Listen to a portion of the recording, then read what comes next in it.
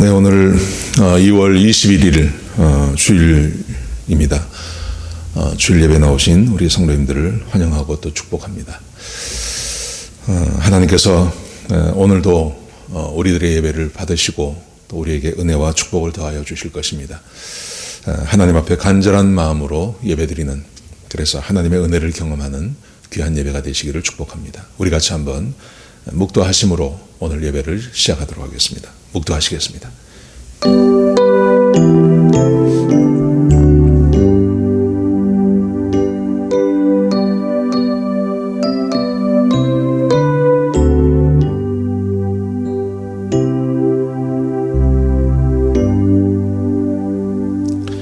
하나님, 감사와 영광을 주께 올려드립니다. 온 세상을 창조하시고 지금도 세상을 주관하시는 하나님께만 영광과 존귀를 올려드리기를 원합니다. 하나님, 우리를 구원하셔서 하나님이 오직 유일한 예배의 대상이심을 알게 하신 그 하나님께 영광과 존귀를 올려드립니다. 아버지 하나님, 오늘 마음을 다하고 정성을 다해서 하나님께 예배드리기를 소원합니다. 하나님께서 성령으로 충만케 하셔서 우리에게 예배를 가르쳐 주시고 또 예배를 받아주시고 우리에게 한량없는 하나님의 은혜를 더하여 주옵소서. 예배를 방해하는 악한 원수마귀 일절 틈타지 못하게 하시고 성삼위 하나님께서 함께 하시며 성령으로 충만케 하시는 귀한 은혜가 함께하게 하여 주옵소서. 주님 감사합니다. 예수님의 귀하신 이름으로 간절히 기도드렸습니다. 아멘. 우리 찬송가 55장 같이 하시겠습니다.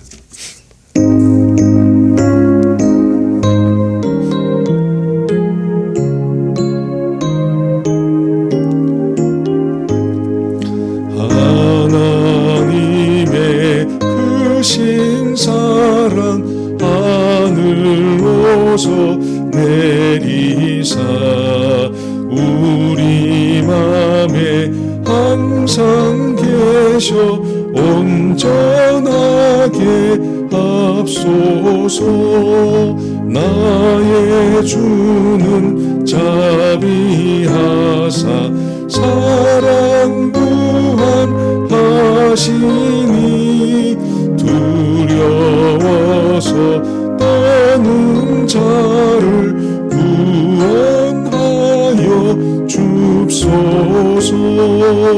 걱정 근심 많은 자를 성령 감화 하시며 복과 은혜 사랑받아 평안하게 앞서서 점과 나중 되신 주여 항상 인도하셔서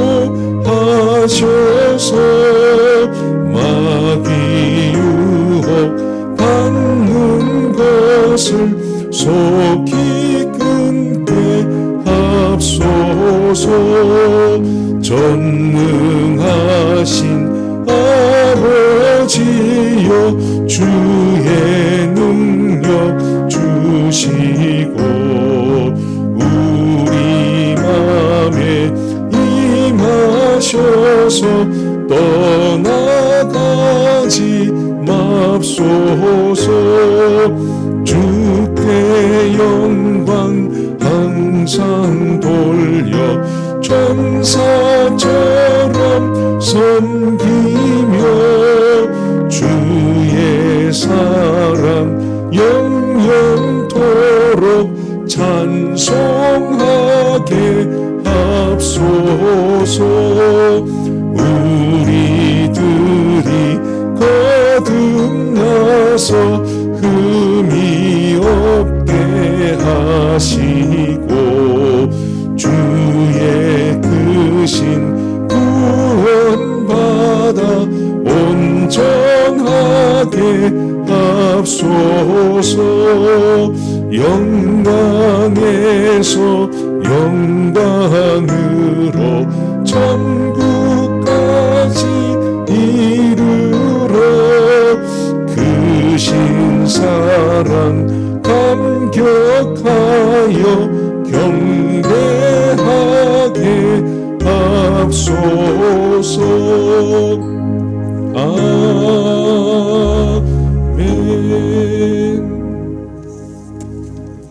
교동문 45분입니다.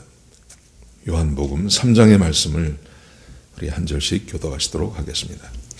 제가 한 절 읽고 여러분들이 한 절 읽고 해서 우리 천천히 교독하시겠습니다.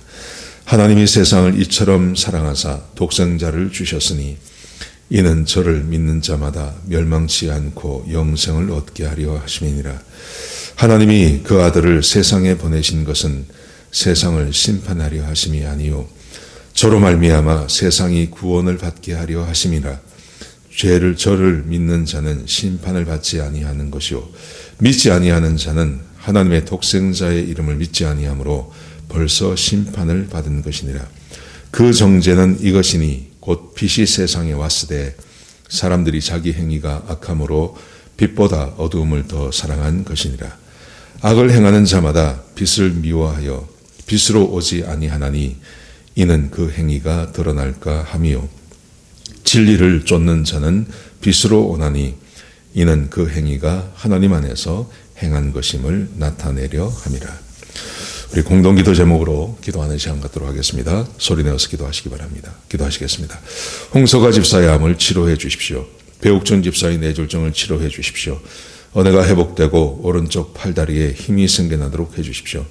과간나 집사의 허리를 치료해 주십시오. 고나자 집사가 다시 걷도록 해주십시오. 평생 형제의 어머니 암을 치료해 주십시오.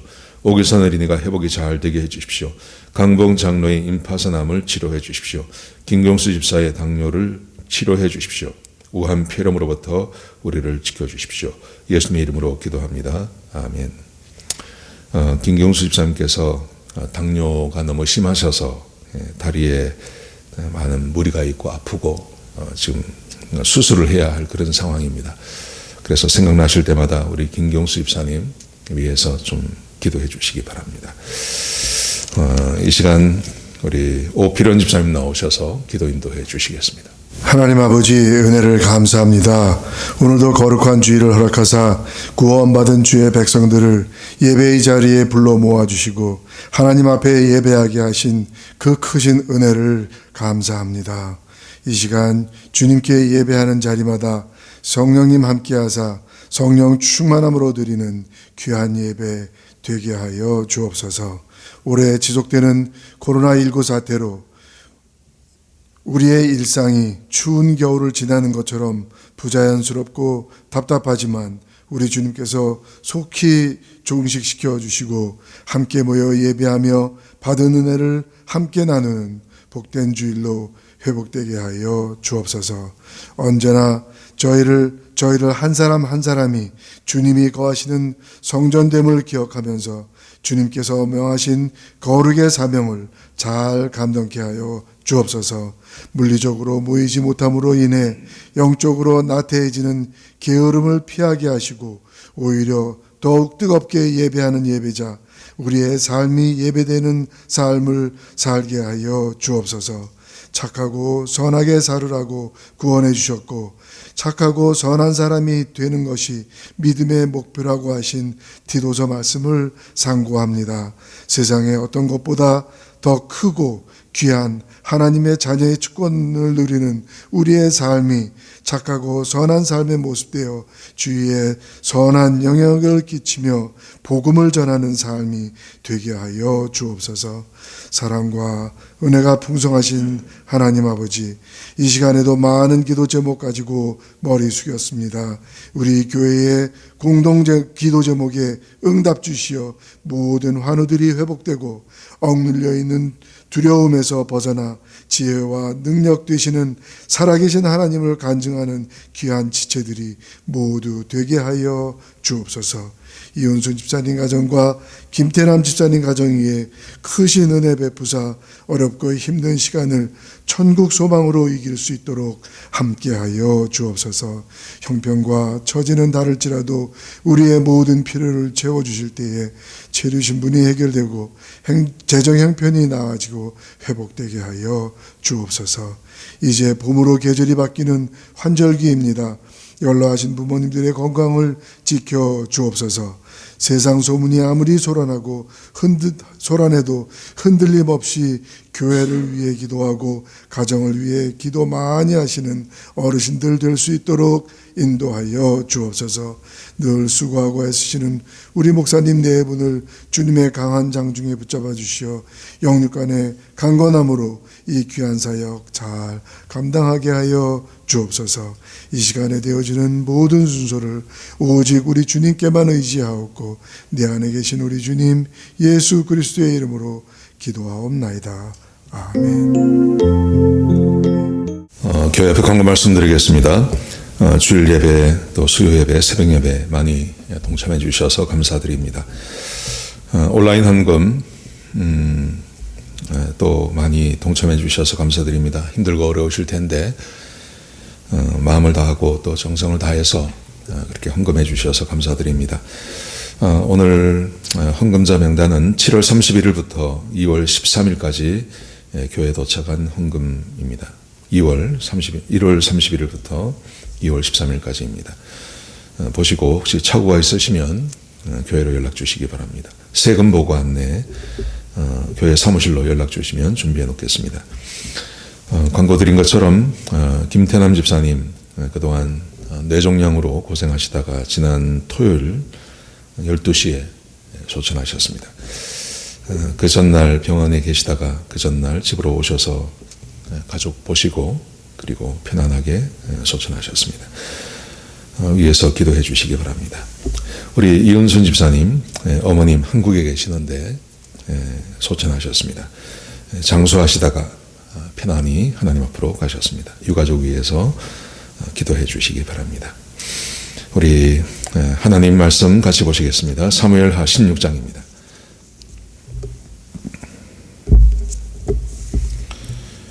사무엘하 16장 전체를 보실 텐데요. 오늘 함께 읽으실 말씀은 1절부터 6절 4절까지만 같이 읽도록 하겠습니다. 1절부터 4절까지 말씀입니다. 제가 한 절 읽고 여러분들이 한 절 읽고 해서 우리 4절까지 교독하시겠습니다. 다윗이 마루턱을 조금 지나니 무비보셋의 종 시바가 안장 지운 두 나귀에 떡 200개와 건포도 100송이와 여름 과일 100개와 포도주 한 가죽 부대를 싣고 다윗을 맞는지라. 왕이 시바에게 이르되 내가 무슨 뜻으로 이것을 가져왔느냐 하니 시바가 이르되 나귀는 왕의 가족들이 타게 하시고 떡과 과일은 청년들이 먹게 하고 포도주는 들에서 피곤한 자들에게 마시게 하려 함이니이다. 왕이 이르되 내 주인의 아들이 어디 있느냐 하니 시바가 왕께 아뢰되 예루살렘에 있는데 그가 말하기를 이스라엘 족속이 오늘 내 아버지의 나라를 내게 돌리리라 하나이다 하는지라. 같이 읽겠습니다. 왕이 시바에게 이르되 무비보셋에게 있는 것이 다 내 것이니라 하니라. 시바가 이르되 내가 절하나이다. 내 주 왕이여 내가 왕 앞에서 은혜를 입게 하옵소서 하니라. 아멘. 세상에는 참 문제가 많습니다. 우리가 살고 있는 요즘같이 이렇게 문제가 많이 있었던 그런 시절은 별로 없었던 것 같습니다. 제가 그렇게 인생을 오래 살지는 않았는데 요즘 겪는 이런 많은 문제가 있었던 시기는 별로 없었던 것 같습니다. 많은 사람들이 이 문제가 어디서 왔느냐라는 것에 대해서 각 전문가들이 여러 가지를 이야기를 합니다. 크게 보면요, 우리 한국이나 또 미국 같은 문화 안에서 크게 보면 한 세 가지 정도로 세상에 문제가 있는 이유를 설명하는 분들이 계십니다. 첫 번째는 정직하지 않은 정치인들 때문에 이런 문제가 생긴다, 이렇게 말하는 사람들이 있습니다. 이게 다 정치적인 문제이다, 이렇게 말을 하죠. 또 어떤 분들은 탐욕스러운 기업인들 때문에 그렇다, 윤리와 도덕을 벗어나서 그저 자기의 유익만 또 긍정적인 이익만 추구하는 이 기업인들 때문에 이런 문제가 생겨난다라고 주장하는 분들이 계십니다. 그런가 하면 요즘 사회 안에서 많이 대두되고 있는 것이 있습니다. 그게 바로 기독교라는 것입니다. 기독교의 편협한 신앙 때문에 이런 문제가 생겨났다, 이렇게 또 주장하는 사람들이 있습니다. 여러분들은 어디에 동의하십니까? 정치인의 문제입니까? 기업인의 문제입니까? 아니면 기독교의 문제입니까? 어디 문제입니까? 성경은 언제나 세상에 문제가 있으면 그 세상의 문제의 이유는 죄라 그럽니다. 죄. 성경은 일관성 있게 창세기부터 요한계시록까지 세상에 문제가 존재하고 가정에 문제가 존재하고 한 사람에게 문제가 생기는 이유는 다른 게 아닌 죄라고 이야기합니다. 사회적인 구조나 아니면 종교적인 문제이거나 아니면 인종과 계층 간의 갈등의 문제가 아니라 이것은 언제나 사람의 죄가 문제라는 것입니다. 여러분, 그래서 성경은 죄에 대해서 이렇게 말합니다. 그럴 수도 있다 정도의 문제가 아니라는 겁니다.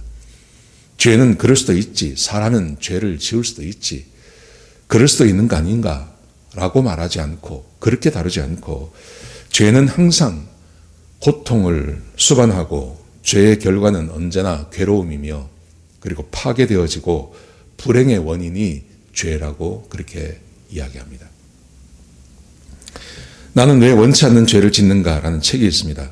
그 책의 저자인 메리 채피언이라는 사람이 있습니다. 이분은 정신과 의사입니다. 크리스찬이면서도 정신과 의사입니다. 이 사람이 나는 왜 원치 않는 죄를 짓는가라는 책에서 이렇게 주장을 하고 있습니다.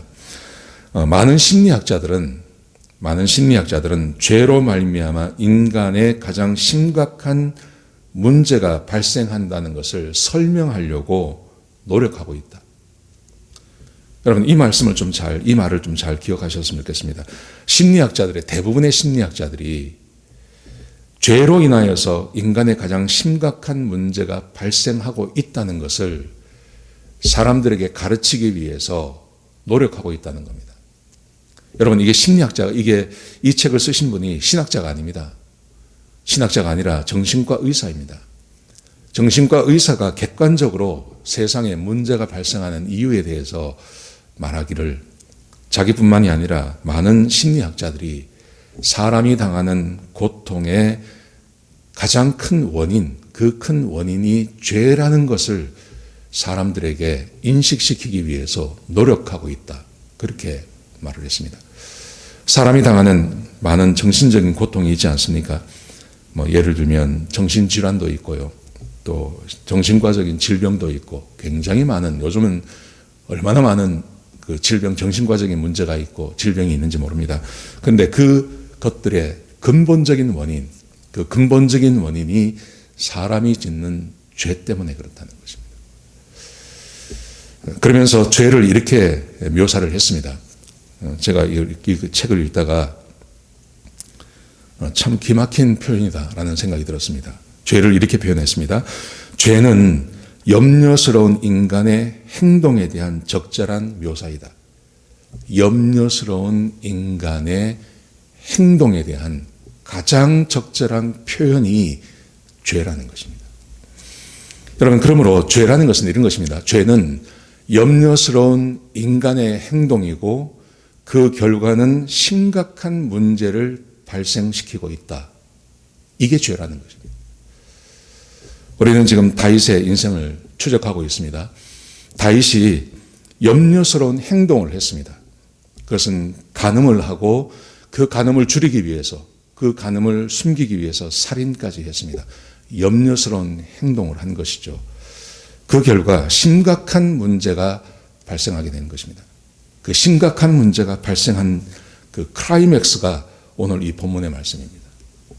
다윗의 인생 전체가 부도나버리는, 다윗의 인생 전체가 녹아내려버리는, 멜트다운이라 완전히 녹아내려버리는, 도저히 일반적인 사람이 겪을 수 있는 가장 큰 고통과 어려움을 겪는 장이 바로 오늘 본문의 말씀입니다. 여러분, 우리에게 한 가지 우리의 삶을 돌아보면서 생각해야 될 것은, 내 삶에 심각한 문제가 발생했을 때 많은 사람들은 하나님께서 나를 시험하시거나 하나님께서 나를 더 나은 신앙인으로 만들기 위해서 하나님께서 나를 단련하고 있다. 그렇게 말하면 안 된다는 겁니다. 그렇게 말하면 안 되고, 우리 인생에 심각한 문제가 발생했을 때 이것은 죄가 원인이다 라고 생각하는 것이 훨씬 더 자연스럽고 그게 더 하나님의 뜻에 부합된다고 말합니다. 왜냐하면 우리 그리스도인의 삶 가운데도 얼마나 많은 죄들이 있는지 모르기 때문에 그렇습니다. 여러분, 아까 말씀드린 대로 죄라는 것은 사람이 염려스러운 행동을 하는 것입니다. 그리고 그 염려스러운 행동으로 인하여서 인생에 심각한 문제가 발생하는 것입니다.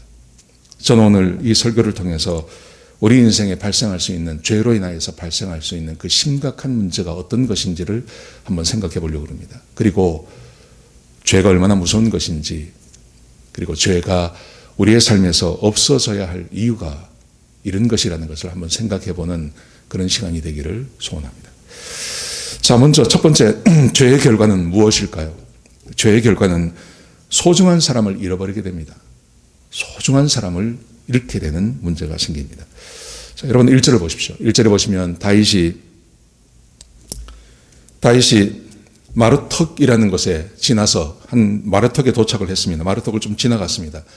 그랬더니 무비보셋의 종 시바라는 사람이 등장했습니다. 무비보셋과 시바는 우리가 알고 있는 사람들입니다. 무비보셋은 요나단의 아들이죠. 요나단이 죽은 다음에 요나단이 죽기 전에 다윗과 약속을 하지 않습니까? 그래서 서로를 돌봐주기로 약속을 했습니다. 그런데 사울도 죽고 요나단도 죽고 그의 가족이 다 죽은 다음에 무비보셋이라고 하는 다리를 저는 아들 하나가 남았습니다. 다윗이 이 무비보셋을 거둡니다. 그리고 그 무비보셋을 잘 살 수 있도록 해주었습니다. 심지어 식사를 할 때마다 자기와 함께 식사를 하도록 그렇게 베풀어 주었습니다. 그런데 이 시바라는 사람은 누구냐 하면 이 시바가 무비보셋을 섬기는 사람이었습니다. 무비보셋의 종이었습니다. 자, 그런데 이곳에 도착을 했는데 무비보셋이 나타나지 않고 시바가 나타났습니다. 시바가 나타났는데 어떻게 나타났냐 하면 안장을 지운 낙이 2마리, 거기다가 떡 200개, 건포도 100송이, 여름 과일 100개, 그리고 포도주 한 가죽 부대를 가지고 나타났습니다. 다윗이 물어봤습니다. 너 왜 왔냐고 물어봅니다. 그러자 이 시바가 이렇게 대답을 합니다. 나귀는 왕의 가족들이 타시고 떡과 과일은 청년들을 먹게 하시고 포도주는 들에서 기진한 그런 피곤한 자들이 마시게 해 주십시오. 이렇게 말했습니다. 그러자 다윗이 마땅히 물어야 할 질문을 묻습니다. 너의 주인의 아들은 어디 있느냐? 무비보셋을 찾는 겁니다. 무비보셋은 어디 가고 네가 왔느냐? 그렇게 질문을 했습니다. 그랬더니 이 시바가 거짓말을 합니다. 어떻게 거짓말을 하냐 하면 3절에 보시면요. 지금 무비보셋은 예루살렘에 있는데 이 무비보셋이 말하기를 이렇게 말을 했습니다. 이스라엘의 족속이 오늘 내 아버지의 나라를 내게 돌리리라 했습니다. 이 말은 무비보셋이 반역에 동참을 했다는 겁니다. 그래서 자기 아버지의 나라, 요나단과 그 할아버지 사울의 나라를 이스라엘 백성들이 지금 나에게 주기 위해서 지금 반역을 일으켰다 하고 지금 예루살렘에서 지금 반역에 동참하고 있습니다. 시바가 그렇게 말을 했습니다. 그러자 그 말을 들은 다윗이 그 말을 믿어버립니다. 이것은 믿지 않아도 되는 말인데 이 다윗이 믿어버립니다. 믿어버려서 이 시바에게 이렇게 말을 합니다. 4절에 보시면 무비보셋에게 있는 모든 것이 네 거다. 그러니까 그 순간 무비보셋에게 줬던 그 모든 재산을 다 뺏어서 시바에게 줬던 것입니다. 그러자 시바가 좋아합니다. 막 절을 하고 막 그렇게 합니다. 그러니까 시바가 이걸 얻기 위해서 지금 다윗에게 거짓말을 한 것입니다. 여러분, 그런데 19장에 읽어보면 오늘 본문의 말씀으로 끝나는 게 아니라 19장에 읽어보면 이게 다 거짓말이었습니다. 19장에 읽어보면 무비보셋이 무엇을 했는지가 기록되어져 있습니다. 무비보셋이 이렇게 했습니다. 왕이 떠난 다음에 그때부터 수염을 깎지 않습니다. 그리고 옷을 빨아 입지 않습니다. 마음이 너무 아파서 수염도 깎지 않고 옷도 빨아 입지 않고 그냥 그렇게 지내는 겁니다. 다윗이 돌아와서 무비보셋에게 물어봤습니다. 너 왜 나하고 같이 도망가지 않았느냐? 그랬더니 무비보셋이 이렇게 대답을 합니다. 내가 나귀의 안장을 지우고 다리를 절기 때문에 내가 걸어갈 수 없었습니다. 그래서 나귀의 안장을 지우고 왕을 따라가려고 하는데 내 종이 나를 속였습니다. 이게 종이 누구냐면 시바입니다. 지금 다윗에게 와서 이 말을 한 이 시바가 나를 속이고 그리고 나를 모함했습니다. 시바가 한 말이 전부 거짓말입니다. 무비보셋이 다윗에게 그렇게 말을 했습니다. 그러면서 왕의 처분대로 하십시오. 그랬더니 다윗이요, 이 말을 믿지 않아요. 다윗이 이 말을 믿지 않고 왜 변명을 하느냐고 호통을 칩니다. 그러면서 이렇게 말을 합니다. 너 가진 모든 재산을 시바와 반씩 나누라고 그러는 거예요. 그러니까 지금 다윗은요, 이 무비보셋에 대한 이 앙금을 그대로 가지고 있는 거예요. 왜냐하면 그럴 만도 합니다. 시바가 거짓말하는 것을 믿었던 이유가 이 다윗이 무비보셋을 얼마나 사랑했습니까? 그리고 그에게 많은 것을 허락해 주지 않았습니까? 심지어 자기가 밥을 먹을 때 함께 밥을 먹는 자리까지도 무비보셋에게 허락해 준 것입니다. 그런데 그 무비보셋이 나타나지도 않고 그렇게 했다는 거짓말을 이 다윗이 믿어버린 겁니다.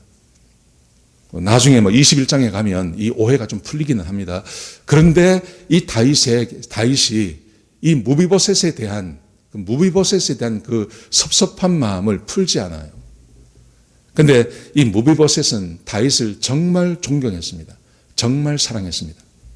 여러분, 죄의 결과가 뭐냐 하면 자기를 정말 사랑해주고 자기를 진짜 사랑해주고 자기를 정말로 위해주는 그 사람과 그 사람에 대한 오해로 인하여서 그 사람을 잃어버리는 것입니다. 이게 죄에 대한 결과라는 것이죠. 여러분, 우리는 죄에 대한 결과에 대해서 하나님의 징계만 생각합니다. 여러분, 그런데 그 하나님의 징계뿐만이 아니라 그 죄로 인하여서 우리 삶 가운데 내가 마땅히 사랑해야 되고 또 내가 정말 사랑하고 또 오해가 있어서는 안 되는 그런 관계 안에서 얼마나 많은 오해가 생기고 내가 끝까지 사랑해야 될 사람과 관계가 틀어지는 일들이 우리 안에 벌어지는지 모릅니다. 여러분, 사람이 살아가는 그 삶의 현장에서 얼마나 많은 아픔이 있고 가족 간에 얼마나 많은 오해가 있고 또 가족 안에서도 또 형제 안에서도 얼마나 많은 오해가 있습니까? 여러분, 그 모든 것들이 어디서 온다고 생각하세요? 저는 그게 죄의 결과라고 오늘 이 사무엘하 16장을 읽어나가면서 제 안에 그런 마음이 생겨나더라고요.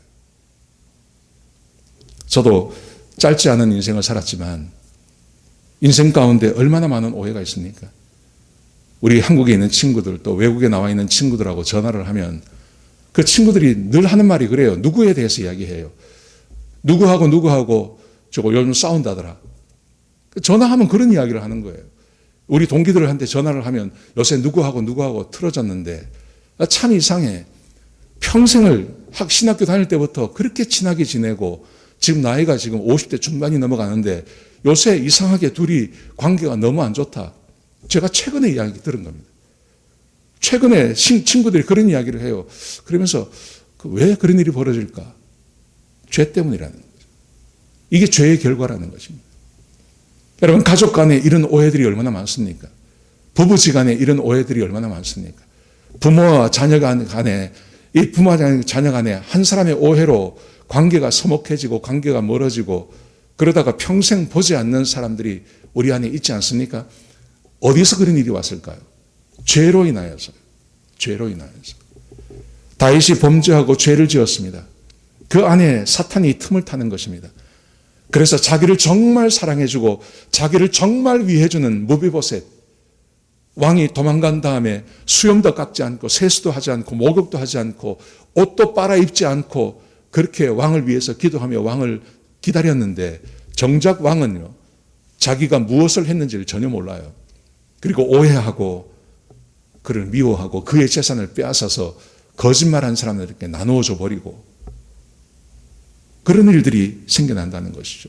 여러분, 이런 일들이 죄에 대한 결과라는 것을 기억하셨으면 좋겠습니다.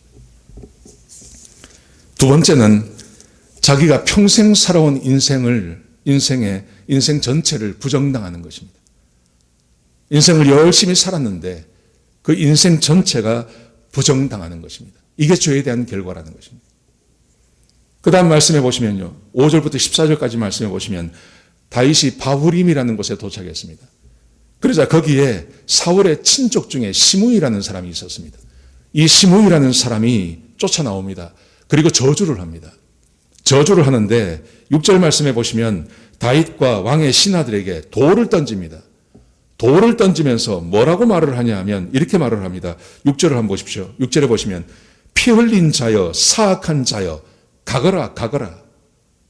피 흘린 자 사악한 자, 이것은 누구를 말하는 거냐면 사울을 죽였다는 겁니다. 이게 30년 전 사건입니다. 30년 전에 벌어진 사건, 사울 대신에 사울의 아들이 왕이 되지 아니하고 다윗을 하나님께서 세우지 않았습니까? 그런데 사울의 친척이 30년 전에 있었던 그 사건을 바라보면서 사울을 죽인 자가 다윗이라는 거예요. 다윗이 사울을 죽이지 않았습니다. 그런데 다윗이 사울을 죽인 것처럼 피 흘린 자여 사악한 자여 가거라 가거라 꺼져버려라 하고 막 욕을 하고 있는 것입니다. 그 다음 말씀 보십시오. 8절에 보시면 이렇게 말합니다. 사울의 친족의 모든 피를 하나님께서 내게로 돌리셨다. 사울의 친족의 모든 피, 이 말의 의미는 사울의 죽음이 불의한 죽음이라는 겁니다.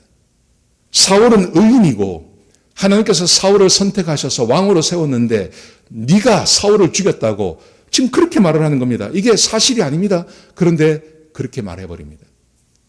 거기다 그 다음 말씀 보십시오. 7절, 8절 중간절에 보시면 내가 왕이 되었으나 하나님께서 나라를 내 아들 압살롬의 손에 넘기셨도다. 여러분, 이 말의 의미는 하나님께서 너를 버리셨다는 말입니다. 내가 왕이 되었지만 하나님께서, 네가 억지로 왕이 되었지만 하나님께서 너의 왕위를 빼앗아 가지고 너의 아들에게 줘버렸어. 너는 왕이 될 수 있는 사람이 아니야. 하나님께서 너를 버려버렸어. 지금 그렇게 말을 하고 있는 겁니다. 그 다음 말씀 보십시오. 8절 하반절에 보시면 보라, 너는 피를 흘린 자이므로 화를 자초했다. 너는 피를 흘린 자이기 때문에 너는 처음부터 왕이 될 수 없는 사람이었는데 네가 화를 자초했어. 너는 피를 흘렸기 때문에 하나님께서 그 왕의 자리에서 너를 내려오게 하신 거야. 여러분, 이게 사실이 아닙니다. 이게 전부 거짓말입니다. 다윗이 사울을 죽인 적도 없고 사울이 다윗의 그 왕 자리를 탈취한 것도 아닙니다. 이거 하나님께서 주신 것입니다. 그런데 다윗이 고난당하는 것 때문에 지금 압살롬에게 자기 아들에게 반정이 일어나서 지금 도망가는 이 사건 때문에 사람들이 생각하는 모든 것, 이 사울의 친족이었으니까 아마 높은 자리를 차지할 수 있었는 사람인데 이 사울이 그냥 죽고 다윗이 등장하면서 아마 정치 세계에서 물러났겠죠. 30년을 두고 보고 있다가 지금 이런 말을 하는 것입니다. 이런 공격을 해오는 것입니다. 사실이 아닌데 그렇게 하는 것입니다. 사울에 이어서 자기가 왕이 된 것이 마치 범죄한 것처럼 그렇게 말을 해버리는 것입니다. 여러분 잘 아시겠지만 다윗은 하나님의 보호 아래에 있을 때 이 사람은 사람들에게 비난받는 사람이 아니었습니다. 하나님의 보호 아래에 있을 때 그를 모독하는 사람이 없었습니다. 사울 왕도 그를 죽이려고 쫓아다녔지만 결국은 다윗을 인정하지 않습니까? 네가 왕이 될 거다. 주변 사람들이 다 그랬습니다. 그를 공격하는 사람이 거의 없었습니다. 심지어 사울을 피해서 블레셋으로 도망을 가도 거기에 왕이 다윗을 보호해 주지 않습니까? 다윗은 그런 칭송을 받았던 사람입니다. 그런데 그가 죄를 짓고 범죄하고 지금 그 죄의 결과로 지금 도망을 가고 있는데 사람들이 나타나서 그의 인생, 그가 살아온 인생 전체를 무너뜨리며 그를 인정하지 않고 있는 것입니다. 여러분, 왕으로서 다윗은 위대한 일을 했던 사람입니다. 그는 수도를 옮겼고 법궤를 왕궁으로 가져왔고 그리고 주변 국가를 정리했습니다. 사사시대부터 자기를 괴롭히던 블레셋도 있고 암몬도 있고 모압도 있고 근데 그런 땅들을 다 정리해버렸습니다. 그래서 나라를 부강하게 만들었고 전쟁이 자기 영토 안에서는 일어나지 않습니다. 백성들은 전쟁의 결과에 피해를 보지 않았습니다. 얼마나 평화로운 땅이 되었는지 모릅니다. 여러분, 그런데 다윗이 범죄하고 죄를 지은 이거 하나 때문에 그의 인생 전체를 사람들이 부정해버리는 것입니다. 죄가 이게 무서운 겁니다. 죄가 얼마나 무서운지 모릅니다. 이게 죄의 결과입니다. 사람이 제일 억울할 때가 이거 아닙니까? 내가 100을 잘했는데 하나 잘못했어요. 내가 100을 잘했고 100을 내가 최선을 다했습니다. 가정을 위해서 내 삶을 위해서 해서 내가 얼마나 많은 일을 했는지 모릅니다. 그리고 그 결과를 다 사람들이 누리고 있습니다.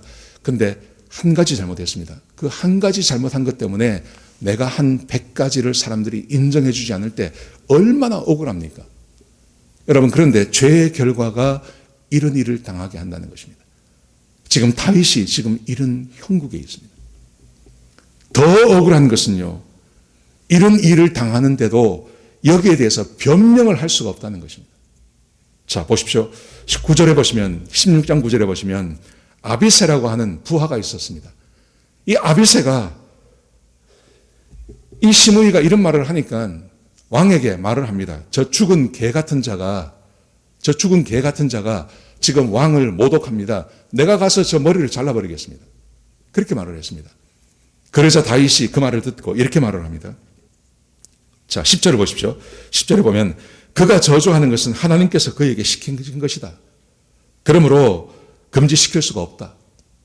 이게 무슨 말인지 아세요?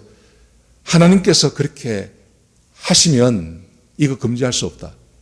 그러니까 자기가 이거 다 받아야 된다는 거예요. 이게 얼마나 무기력합니까? 자기 인생에 대해서 한마디도 변명을 못해요.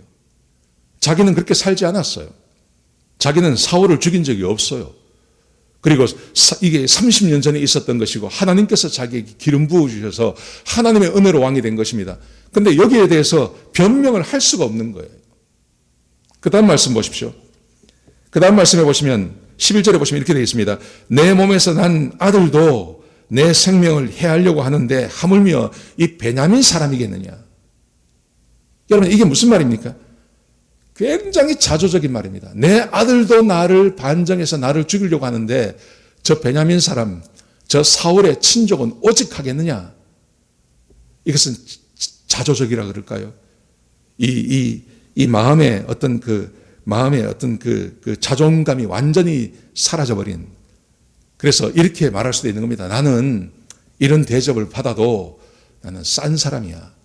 어쩔 수가 없어. 자존감이 완전히 무너져 내버려버린. 여러분, 다윗은 원래 이런 사람 아닙니다. 다윗이 얼마나 당당했습니까? 그 10대 소년 때도 하나님의 이름을 모독하는, 그리고 하나님의 군대를 모독하는 골리앗에게 당연히 옆에 서서 돌로 그를 쳐 죽인 사람 아닙니까? 그런데 자기가 왕입니다. 자기가 이스라엘의 대표적인 사람입니다. 자기가 하나님을 대표하는 사람입니다. 그런데 자기에게 모독을 쏟아붓는데 한마디도 못합니다. 오히려 나는 이런 대접을 받는 게 나는 당연해. 여러분, 이게 죄의 결과라는 겁니다. 죄를 지으면 이런 결과가 우리 인생 가운데 찾아온다는 것입니다. 이게 얼마나 죄에 대해서 죄가 무서운지를 우리에게 가르쳐주고 있는 것입니다. 인생을 살아가면서 내가 100을 했는데 얼마나 많은 것을 베풀어 줬고 사람들이 내가 베푼 것 때문에 우리 가족이 이렇게 살 수 있었고 우리 가장들이 느끼는 거 아닙니까? 근데 내가 죄를 지었습니다. 내가 조그만 죄를 하나 지었습니다. 그 죄의 결과가 나에게 찾아왔습니다. 내가 변명도 하지 못합니다. 그리고 내 인생 전체를 부정해버립니다.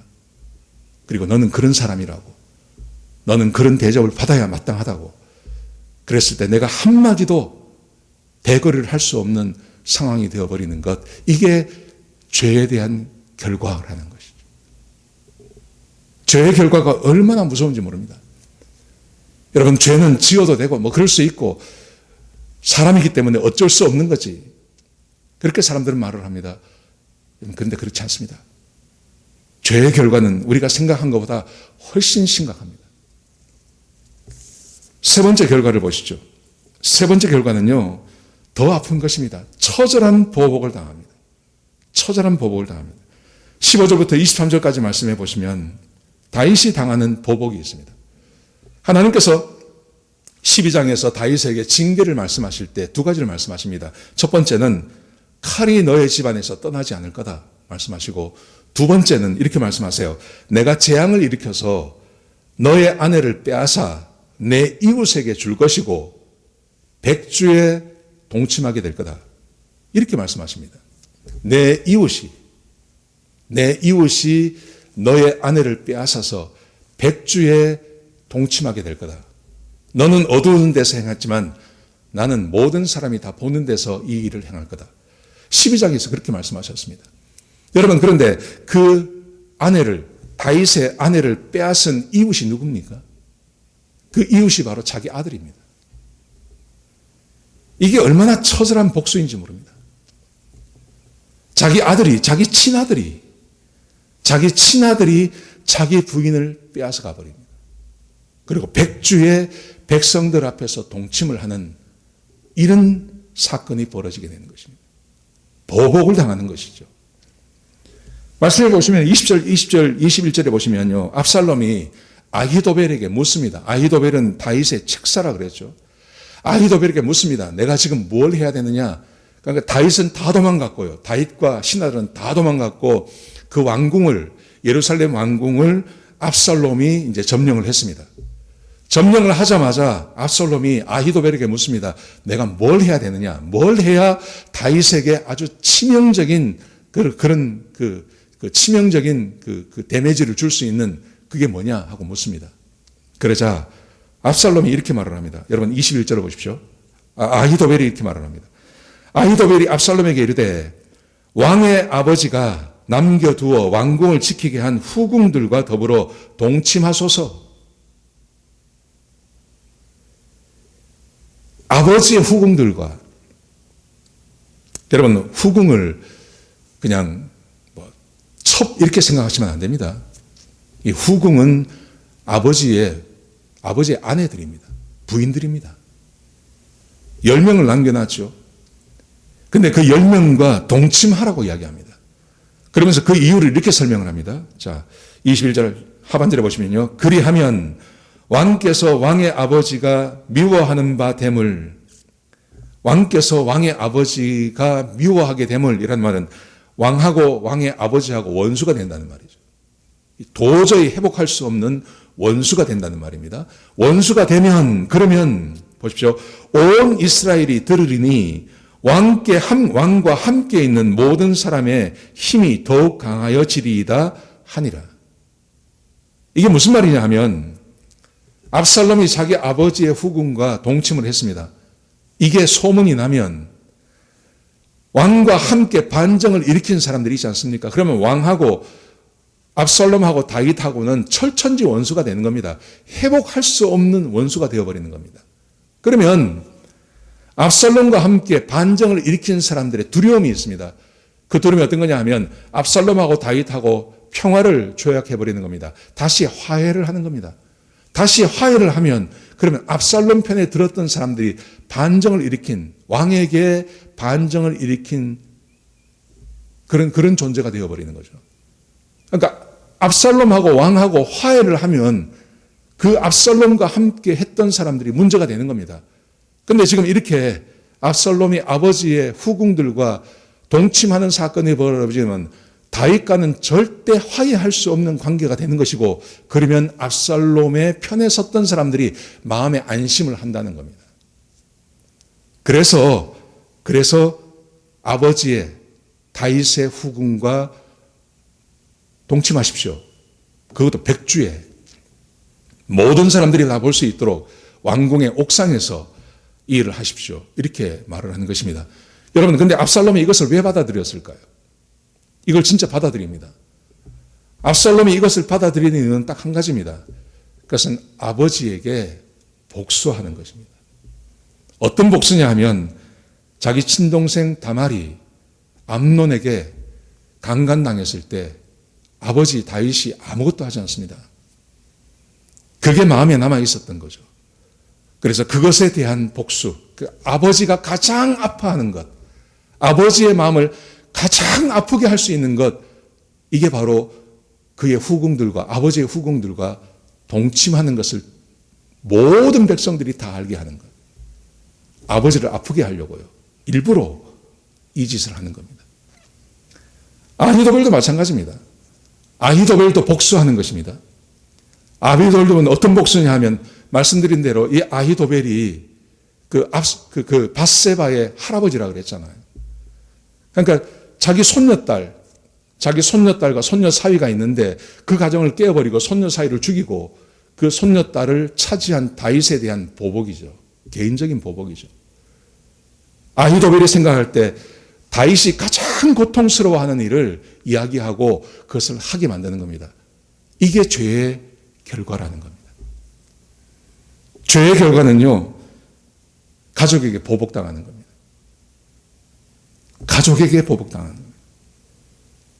과거의 사건, 수십 년 전 사건, 한번 생각해 보십시오. 사람이 살아가면서 가장 큰 고통이 가족에게 보복당하는 거 아닙니까?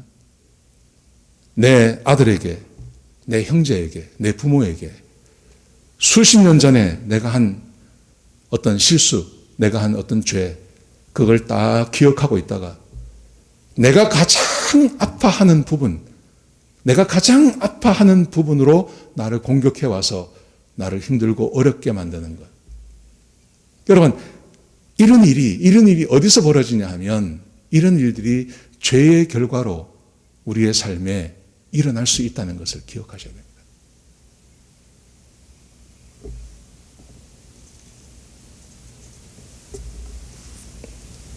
죄의 결과는 참혹합니다. 죄는 지어도 되고 안 지어도 되고 사람이기 때문에 어쩔 수 없이 죄를 짓는다. 아닙니다. 죄는 짓지 말아야 됩니다. 여러분, 성경에 보시면 사람이 겪는 불행의 대부분이 거의 전부가 죄 때문에 벌어지는 것입니다. 아담이 에덴 동산에서 쫓겨나지 않습니까? 그 이유가 뭡니까? 그 이유가 죄 때문입니다. 가인이 하나님 앞에서 쫓겨납니다. 그리고 사람들에게 살해될 것을 두려워합니다. 그 이유는 자기 동생을 죽인 그 죄 때문입니다. 노아의 아들 중에 둘째 아들 함을 보십시오. 노아가 함에 대해서 저주를 합니다.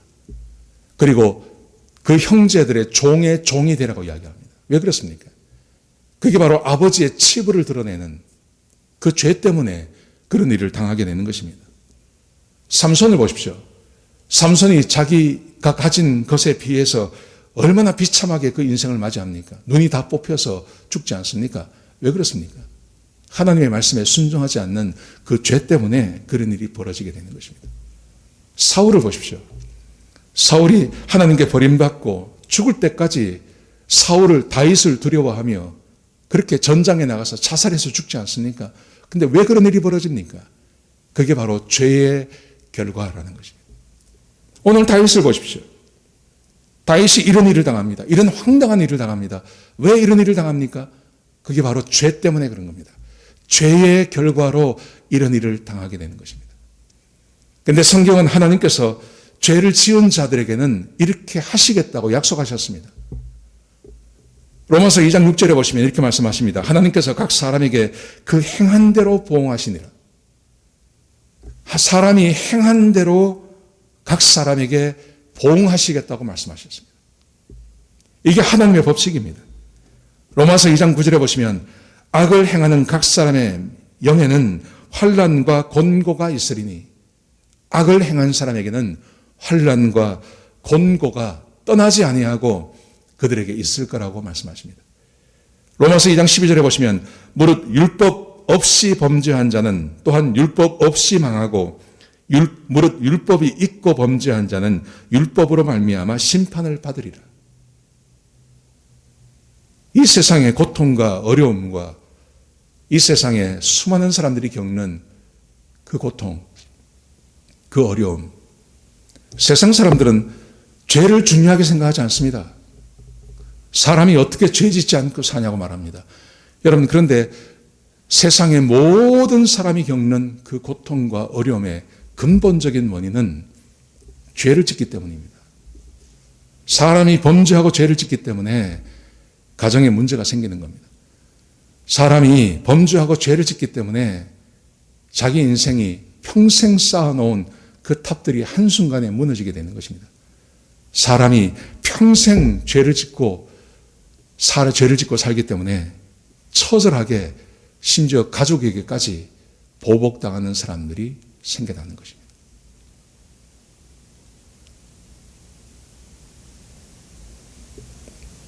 우리 가족들 안에도 그런 일이 있지 않습니까? 저는 가까이에서 이런 걸 봅니다. 가까이에서. 우리 가족들 안에서도, 우리 친척들 안에서도 이런 일을 많이 봅니다. 하나님께서 우리에게 행하신 일이 있어요. 이런 하나님께서 정해놓으신 이 법 안에 벗어날 사람이 없습니다. 죄를 지으면 죄에 대한 대가를 치르는 겁니다. 사람은 죄를 짓지 않을 수 없다고 생각하시죠. 그래서 죄를 짓죠. 그러면 성경은 틀림없이 하나님의 말씀대로 그 지은 죄에 대한 대가를 사람이 치르며 살아갈 수밖에 없는 겁니다. 여러분, 그런데 하나님께서 우리에게 해주신 일이 있습니다. 그게 뭐냐 하면 로마서 6장 14절에 보시면 이렇게 말씀하십니다. 죄가 너희를 주장하지 못하리니 이는 너희가 법 아래 있지 아니하고 은혜 아래 있음이라. 죄가 너희를 주장하지 못하리니 이는 너희가 법 아래 있지 아니하고 은혜 아래 있음이니라. 많은 분들이 이 말씀을 오해합니다. 이렇게 생각합니다. 우리는 법 아래 있지 아니하고 우리는 은혜 아래 있기 때문에 죄를 지어도 죄에 대한 대가를 치르지 않는다고 생각합니다. 그런데 그렇지 않습니다. 여러분, 우리가 회개를 하지만 회개를 해서 하나님께서 그 죄를 용서는 해주지만 죄에 대한 대가는 반드시 치르게 되어 있습니다. 내가 법 아래 있지 아니하고 내가 은혜 아래에 있습니다. 그러므로 나는 범죄하고 죄를 지어도 아무 문제가 없을 겁니다. 근데 성경은 절대 그렇게 말하지 않습니다. 우리 구원이라는 것이, 하나님께 받은 구원이라는 것이 내가 하나님의 은혜 아래에 들어갔기 때문에 범죄하고 죄를 지으면 하나님께서 그 죄를 다 사하시고 내가 받아야 할 죄에 대한 대가까지도 없다고 해주시는, 그렇게 하시는 게 아닙니다. 그게 아니라 하나님께서 우리에게 은혜 아래 있다, 우리를 법 아래 있지 아니하고 은혜 아래 있게 하시겠다는 말의 의미는 이것입니다. 죄를 짓지 않는 능력을 우리에게 주신다는 말입니다. 죄를 짓고 그 죄를 지은 것에 대한 대가를 내가 치르지 않는 사람이 되는 게 아니라요. 그게 구원이 아니라, 구원이라는 것은 범죄하거나 죄를 짓지 않을 수 있는 능력을 하나님께서 우리에게 주신다는 말입니다. 로마서 6장 10절은 이렇게 말합니다. 들어보십시오. 그가 죽으심은 죄에 대하여 단번에 죽으심이요 그가 살아계심은 하나님께 대하여 살아계심이라. 예수님께서 십자가에 못 박혀 죽으심으로 죄에 대하여 죽으시고 그리고 하나님에 대하여 살아나셨다고 말씀하십니다. 여러분, 이 말의 의미가 뭘까요? 죄에 대해서 죽고, 예수께서 죄에 대해서 죽고 하나님에 대해서 살아나셨습니다. 그 다음 말씀해 보시면 이렇게 말합니다. 11절 보시면 이와 같이 너희도 너희 자신을 죄에 대하여는 죽은 자요 그리스도 예수 안에서 하나님에 대하여는 살아있는 자로 여길지어다. 죄에 대해서 죽었다는 말은 죄를 짓지 않을 수 있는 능력이 있고, 하나님에 대해서 살았다는 말은 하나님을 따라 살 수 있는 능력이 우리에게 주어졌다는 말입니다. 구원받고 하나님의 백성이 되었다는 말은 죄를 이길 수 있는 능력이 우리에게 생겨났다는 말입니다. 그리고 하나님과 함께 동행할 수 있는, 죄로부터 멀어질 수 있는, 죄 짓는 자리에서 죄를 짓지 아니하고 하나님과 함께 살아갈 수 있는 그 능력이 우리 그리스도인들에게 주어졌다는 말입니다. 그래서 이렇게 말씀하십니다. 12절에 보시면 그러므로 너희는 죄가 너희 죽을 몸을 지배하지 말고 못하게 하여 몸의 사역에 순종하지 말고, 죄가 너희 죽을 몸을 지배하지 못하게 하여 몸의 사역에 순종하지 말고, 또한 너희 지체를 불의의 무기로 죄에게 내어주지 말고 오직 너희 자신을 죽은 자 가운데서 다시 살아나신 자 같이 하나님께 드리며 너희 지체를 의의 무기로 하나님께 드리라. 죄를 짓지 않고 살 수 있는 능력을 하나님께서 우리에게 주셨습니다. 여러분, 이것이 구원의 비밀입니다. 구원받은 하나님의 백성이라고 해서 범죄하고 죄를 지었는데 그 죄에 대한 대가를 치르지 않는다는 게 아닙니다. 그게 아니라 죄를 근본적으로 이길 수 있는 능력을 하나님께서 우리에게 다시 부여해 주셨다고 그렇게 말씀하고 계시는 것입니다. 사랑하는 성도 여러분, 죄의 결과는요, 비참합니다. 범죄하고 죄를 지으면 소중한 사람을 잃어버릴 수 있습니다. 내가 오해해서요, 마귀가 틈타서 나를 정말 사랑해주고 정말 나를 위해주는 사람에 대해서 오해해서 내가 사람을 잃어버릴 수 있습니다. 그게 가족이 될 수도 있고요, 친구가 될 수도 있고요, 아주 나하고 친하게 지내는 사람이 될 수도 있습니다. 죄의 결과는 내가 열심히 인생을 살았습니다. 사람들은 자기가 열심히 인생을 산 것에 대해서 올바른 평가받는 재미로 사는 거 아닙니까? 그게 얼마나 뿌듯하고 좋은 것입니까? 근데 죄의 결과는 내가 인생을 아무리 열심히 살아도 그 인생 전체를 평가받지 못하게 만드는 것입니다. 한순간에 그 인생 전체가 무너질 수 있습니다. 죄의 결과는 철저하게 우리에게 복수를 할 수도 있습니다. 아주 가까운 사람이요, 정말 가깝게 지내는 사람이 아주 철저하게 나에게 복수를 가하고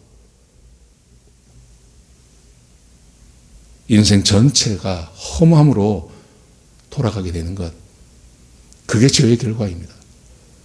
여러분, 그러므로 범죄하고 죄를 짓는 것을 가볍게 생각하시면 안 됩니다. 그래서 예수님께서 이 땅에 오셔서 우리를 위해 십자가에 못 박혀 죽으시고 그분이 부활하심으로 그를 믿는 하나님의 백성들에게 죄를 짓지 않을 수 있는 능력을 우리에게 허락해 주시는 것입니다. 죄의 결과가 너무나 참혹하기 때문에요. 죄를 짓지 않고 살 수 있는 하나님의 백성으로서 하나님과 함께 동행하며 살 수 있는 그 은혜를 저와 여러분에게 허락해 주셨다는 것 기억하시기 바랍니다. 우리가 하루하루를 살아가면서 죄에 대한 유혹이 있을 것입니다. 왜 없겠습니까? 그런데 그 죄에 대한 결과를 생각하십시오. 그리고 우리에게 죄를 이길 수 있는 능력을 하나님께서 주셨다는 것을 기억하십시오. 그리고 죄를 이겨내시고 하나님의 은혜와 축복 가운데 살아가시는 저와 여러분 되시길 주의 이름으로 축복합니다. 기도하시겠습니다. 아버지 하나님, 감사합니다. 우리에게 한없는 은혜로 죄를 이길 수 있는 힘과 능력을 주셔서 감사합니다. 죄의 노예로 살지 않게 하시고 죄의 형벌 가운데 살지 않게 하시고 하나님의 백성답게 죄를 이기며 하나님과 동행하는, 그래서 주의 은혜와 축복 가운데 살아가는 하나님의 백성들이 될 수 있도록 축복하여 주옵소서. 주님 감사합니다. 예수님의 귀하신 이름으로 간절히 기도드렸습니다. 아멘. 우리 찬송 같이 하시겠습니다. 202장입니다.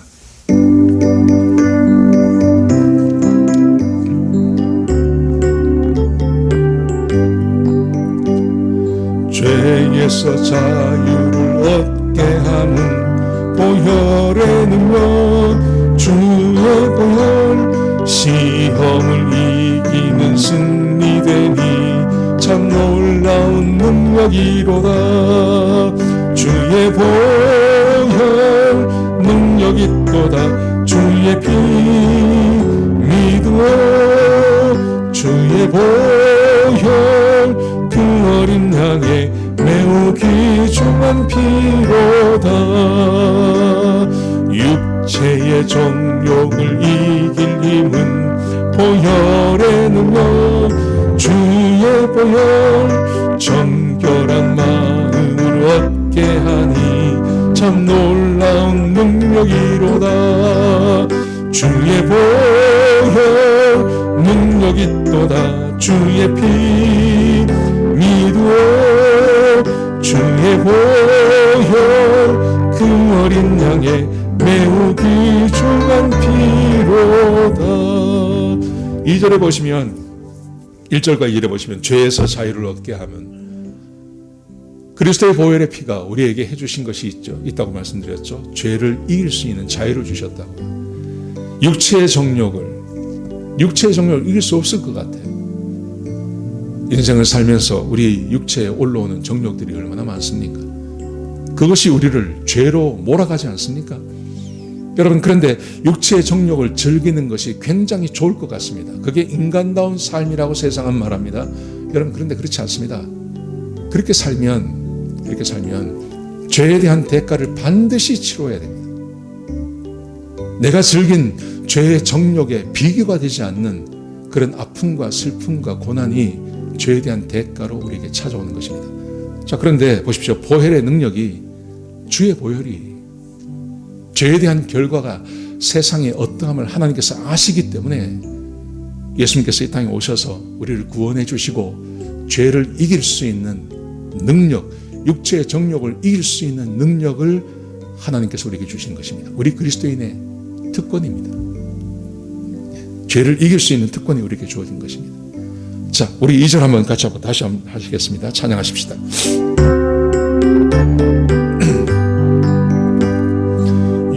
육체의 정욕을 이길 힘은 보혈의 능력, 주의 보혈 정결한 참 놀라운 능력이로다. 주의 보혈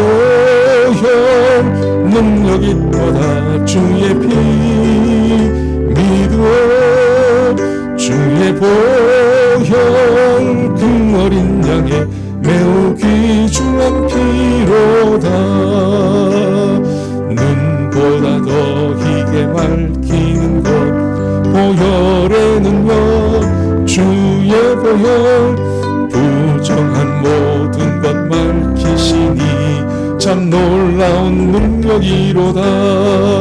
주의 보혈 능력이 있도다. 주의 피 믿어 주의 보혈 그 어린 양의 매우 귀중한 피로다.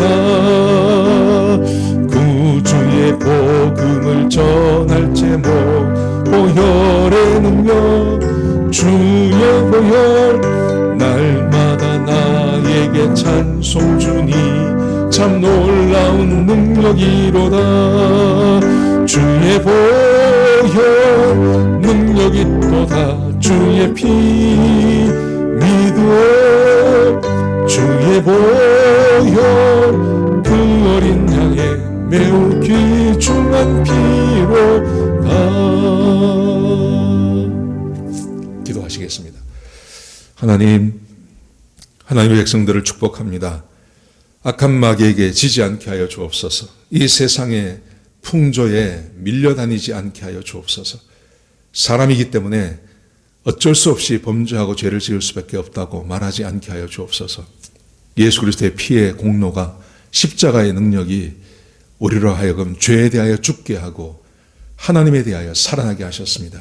더 이상 죄를 쫓지 아니하고 하나님을 따라 살 수 있는 능력이 우리에게 주어졌다고 말씀하셨습니다. 아버지 하나님, 거짓된 세상의 말에 속지 않게 하시고 하나님의 말씀에 순종하고 주와 함께 동행함으로 죄를 이겨내고 하나님의 축복과 은혜 가운데 살아가는 하나님의 백성들이 되게 축복하여 주옵소서. 이제는 우리 주 예수 그리스도의 끝끝인 은혜와 우리 아버지 하나님의 끝끝인 사랑과 성령 하나님의 내주하시고 인도하시는 그 은혜가 이제 더 이상 죄의 노예되지 아니하고 하나님과 함께 동행함으로 죄를 이겨내므로 하나님의 축복과 은혜 가운데 살기로 다짐하는 주의 백성들 머리 위에 지금부터 영원까지 함께 하시옵기를 우리 주 예수 그리스도의 이름으로 간절히 축복하며 기도드렸습니다. 아멘.